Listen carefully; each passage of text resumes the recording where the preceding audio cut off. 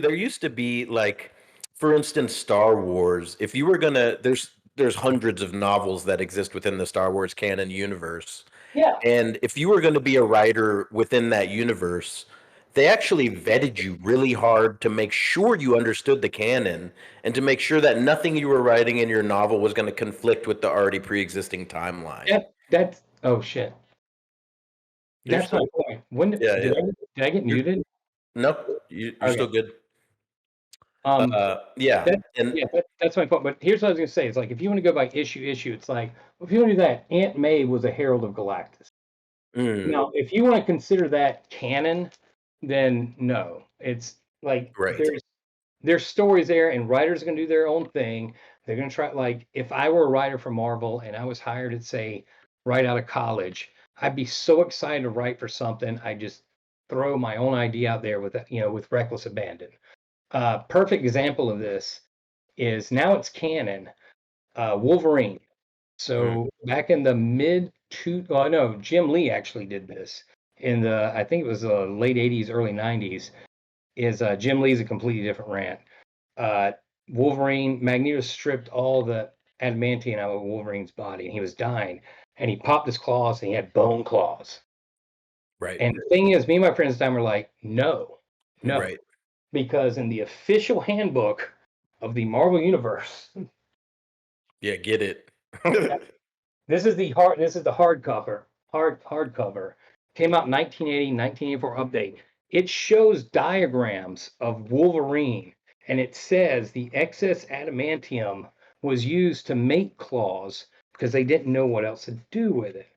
Right, And to me, that's where it goes back to my point is like know your history before you just start writing stuff because now it's canon. Now it's right. canon. It's canon.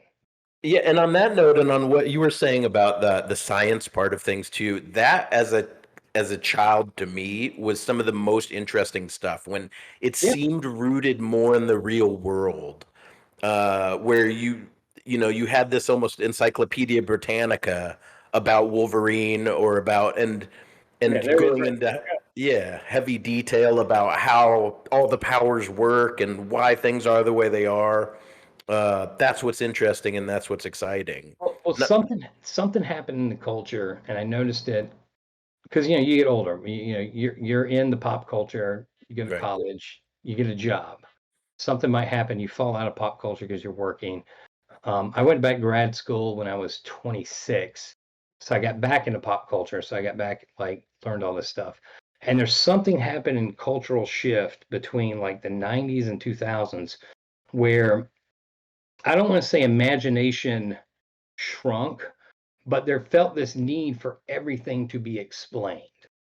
Right. So if you look at that time period, like 2000s, 2010s, that's when you had like, this is so and so's origin. This is so and so. This is how this works. This is so and so's father you never knew about. It's like you don't need to know. Like Boba Fett, Book of Boba Fett, perfect example. Mm. Ruin that character completely. Completely ruined. The prequels did it, but then Book of Boba Fett was just like, I'm gonna put a stake in it. But Right. the best thing about Boba Fett is you didn't know who was underneath the helmet. You didn't Yeah. know anything about him. He was just this crazy badass bounty hunter. I didn't know anything, and that's what happened. Like Wolverine, when I grew up, he was the badass. So people watching now and even earlier, they love Gambit, and I get it because Gambit came around the '90s with Jim I was a Lee. Gambit fan. He was the Wolverine before there was before Wolverine became a pretty boy nice guy. Mm. Wolverine when he first the whole thing Wolverine is 5'3", covered in hair, not a good looking dude, Right. a mean son of a bitch who weighs And 500 pounds. and he's a simp. He likes to drink and smoke and fight, and he has a background in a samurai. Like he studied under the samurai, Mm. which yeah, yeah. Watch anybody X-Men 173, first X-Men comic I ever bought. Great, you'll get Yes. it. So what are the comics framed on the wall there behind you? Um, that's X-Men 173. It's the first X-Men comic I ever bought at Ray's convenience store in Florence, South Carolina. Mm. That one is Fantastic Four 251. that's the first Fantastic Four comic I bought because someone told me to buy it. That is where Galactus uh, destroys the Skrull homeworld. Nova up there, who becomes his new herald, she, I don't want to go on a rant of how she came, but she seeks out a world. She finds a Skrull homeworld. Galactus destroys the Skrull homeworld, which sets off a huge. I want to get into it. Like, yeah, I could go on a Right, rant. right, right. And then the one next to it is I can't read the number, but Amazing Spider-Man 264. It's Craven's Last Hunt. There's a six-parter. So Craven the Hunter was one of my favorite villains of Spider-Man. I don't know why. That's one of Yeah, my hence the vest. yeah, that's where my homemade Craven vest from Halloween of 2016. But I just liked him, and I think these issues when I read it, I was an age it just struck with me is I don't want to give anything away, but it's not your typical comic. Like it was ahead of its time. It was a drama, it was a tragedy, and it was kind of poetic. So yeah, it just had a huge influence on me. And I Well, have that's some kind of the allure of comics too, is you get to experience so many different types of stories and storytelling yeah. as fast as you can consume them too. Look, it's not fast, but art. I will buy a comic if there's great art. I bought many a Right. crappy comics on art, and I've dropped many a comics because they changed the artist, and I thought it was crap. Who's your favorite comic artist? Oh, Mike Zeck. I'm glad you asked that. So Mike Zeck, he classic artist in the 1980s. He's the one that was the artist for the original Secret Wars, which introduced the black symbiote costume, which became Venom.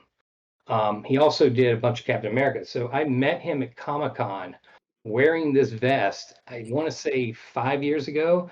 Nicest guy. He loved it, and I'll show you two things. So first, he had these prints. He signed this print for me. Oh, nice. Then he signed my original comic I had bought for me. And then the greatest thing is I drew this in 8th grade and he signed that for me. Bring So, it over to the center a little more. Okay. so that's his signature. I drew this in 8th grade because I loved his art. So And were you aspiring to be a comic artist at one point in your life? yeah, I wanted to be really bad. If you look, you told me to get ready. So this is my high school chemistry notebook. Like I would doodle Yeah. stuff in there all the time. Like I aspired to be a comic book artist, but then I realized, So what derailed it? Yeah. well, because so I worked at a hospital, got my degree in biology, minor in chemistry philosophy, or chemistry philosophy, collateral and physics. Had to get that right. Mm. I'm stumbling. Worked in a hospital on the administrative side for like a year and a half, 2 years, and I just hated it. Like, just wasn't me. Like, for better or worse, like this office. And I was always good at drawing, always want to be a comic book artist, blah, blah, blah. So I decided to say screw it. And I went and applied to Savannah College of Art and Design in 1998. And that's when they first had their, and it was at that point where they had the classic illustration design and they just started computer art, 3D art. Mm. And Right. so I thought about it and I'm like, where's this going? So I went to 3D art scale instead. I So see. yeah, that's what got me into this business. I see.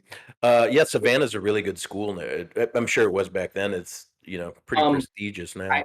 I had fun there. We were the guinea pigs. We the first 2 years. Mm. It was a little flyby. Like my curriculum, the 3 years I was there, because I had to get some undergrad credits because they didn't like I was a biology major, not an art major. Um, my 3 years there, every semester the curriculum would change. At one point, it was just like, just pick the classes you want to pick and we'll roll with it. And it was like, okay. So I actually learned the most from the students there and the teachers that were like I was there when Maya just came out. And I remember my professor going like, we're gonna learn Maya, it just came out. So we all like the class itself learned Maya together. Like everybody kind of figured it out. So to me, that was a cool thing. That was actually a cool experience because it was a very community vibe. Everybody was trying to show everybody how to work all this new software, like Softimage. I learned Softimage. A Right. lot of people have not heard of that. They were like, "What is that?" Yeah, Softimage was a great program. Yeah, well, But not to get into too much into the weeds into programs. So all those boxes behind you, those are all filled with comics, right? So yeah. what's kind of your overall philosophy of collecting as far as how do you decide what comics you're going to buy to put in those boxes? It's a story. What story I like. Like I said, that top cosmic awareness box, which is it started off as one small one. Hmm. And basically it just went down this rabbit hole to where in the Infinity Gauntlet miniseries, Thanos comes across all these people and even like gods and like the elders of the universe and stuff like that. And so I was like, well, if someone were reading this, they wouldn't know who these characters were. So then I started going down like, where was the first appearance of this character? How's it tie into the story? Like Right. blah blah blah. And it just started. It just went down a route and started. But I'm glad I did it earlier because now, because of the movies, I couldn't afford them now. Like this, we're talking 15 years ago when I did this. Right. Right. So Oh yeah, yeah, I imagine those have turned into a good investment, huh? I would never sell them. That's the thing. Right. That's my treasure. I'm a dragon. I'm gonna sleep. I sleep on them at night. Yeah. I You told get my it, friends. I told my friends when I die, I want a Viking funeral. and you burn All, all of them on top all of my you. all my comics underneath me, and I told them, I was like, if you want any of them, you got to fight for them on the burning boat. So go Yeah. for it. You got to start a trust or something and put them all in a trust so no one can ever sell them. Yeah, And they all just hang on the wall somewhere. yeah. It's like I read them like one of the biggest finds I got is because of this cosmic awareness scrolls. I'm like, well, you got to know the first appearance of the scroll. So I hunted down Fantastic Four #2. And at the time, I saved up for Comic Con. I think it was 2010 Comic Con. Saved up $400, bought it. It's kind of a beater, could read it. But I read, like, I'm not there to put them in a sealed box. I want to read them. Like, I like the smell of the newsprint. So I sent a picture to my buddy Jim, and he, just to give him crap, is I was reading it in the tub. And I was like, yeah, I'm just reading this in the tub. And he's like, I hate you. And I'm like, why? It's like, I know what I'm doing. Like, I know what I'm doing. Yeah. But yeah, it's like, it's not about making money on it. It's just, I just love the stories. And the more you dive into it, the more you realize, oh, there's a cool story here. And going back to earlier, one of the things I think this generation and the people making the movies don't get, and I understand that the first job I ever had was previs Fantastic, the first Fantastic Four with Jessica Alba, Right. and the director would be like, "Oh, Johnny Flame." I'm like, "It's a Human Torch," and basically the whole research is they went and bought a couple trade paperbacks of Fantastic Four, and they're like, "Okay, we know what this is. We're gonna make a movie." Yeah. And so to me, it's like that's why I like that there's stories there. And so you go back and look at these old like 60s, 70s comic books that, yeah, the writing's kind of cheesy, the art's kind of out there, but you can't focus on it. You focus on the story. What are they telling? Like it's like the Star Wars prequels. It's not the story. The story itself is great. The storytelling is horrible. So, Right. yeah, and that's my philosophy. It's like you got to look at this for the story. Like, don't look at it. I've always said those who look on the past through lenses of the present and judge with contempt do so at their own ignorance because you too will be judged.